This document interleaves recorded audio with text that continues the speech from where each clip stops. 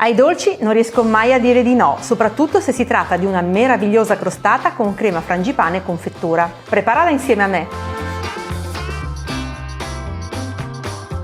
Iniziamo a preparare la nostra frolla mettendo nella planetaria munita di foglia la farina, lo zucchero a velo e il pizzico di sale. Aziono la macchina e aggiungo il burro.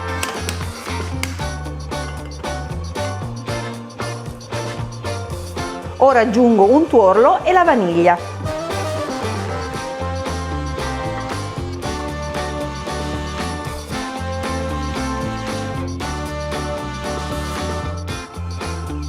La frolla è pronta, come vedi, le briciole sono diventate delle grosse masse che si stanno compattando. Rovescio l'impasto sul piano di lavoro, lo vado leggermente a compattare così con le mani.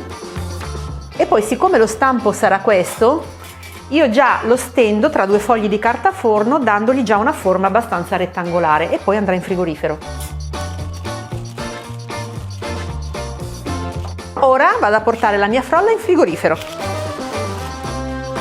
Mentre la nostra pasta frolla riposa in frigorifero, quindi diventa anche un po' più dura, noi andiamo a preparare la crema frangipane, che è una crema particolare che viene versata generalmente dentro a dei gusci di pasta frolla. All'interno ha della farina di mandorle, quindi viene cotta insieme al guscio. Quindi per prima cosa mettiamo il burro a cubetti, lo zucchero e aziono la planetaria.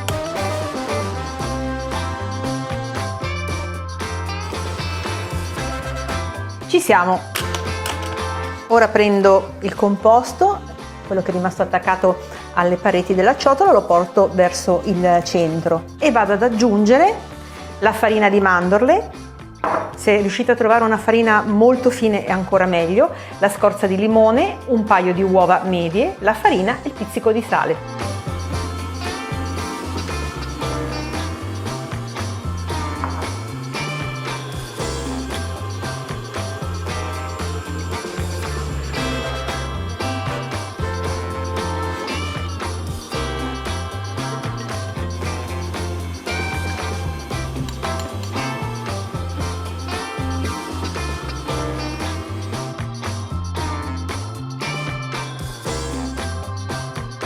Ho ripreso la frolla dal frigorifero, che in questo caso si è distesa e si è anche raffreddata. Se è troppo fredda, molto rigida, scaldiamola un attimino con le mani. Qui abbiamo la nostra tortiera col fondo estraibile che ti aiuterà agevolmente a sformare la tua crostata. Nella sacca a poche ho messo la crema frangipane e ho anche messo una bocchetta liscia del diametro di 1 centimetro. Mi raccomando, non metterla in frigorifero, altrimenti col fatto che ha dentro del burro diventerà molto dura e non riuscirai più a saccaposciarla. Non serve in questo caso né imburrare né infarinare, perché come vedi lo stampo è antiaderente.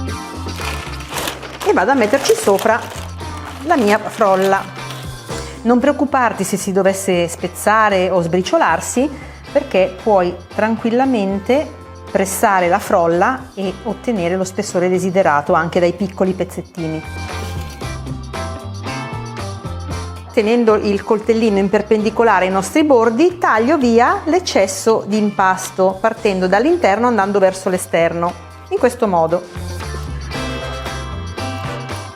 Con gli avanzi di frolla puoi farci dei biscottini.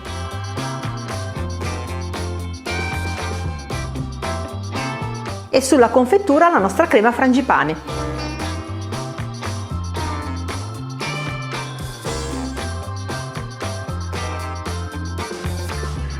Inforno la crostata in forno statico preriscaldato a 175 gradi per circa 30-35 minuti.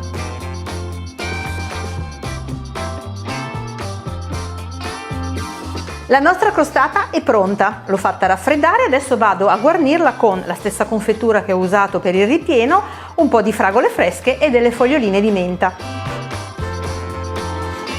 E anche delle mandorle a lamelle.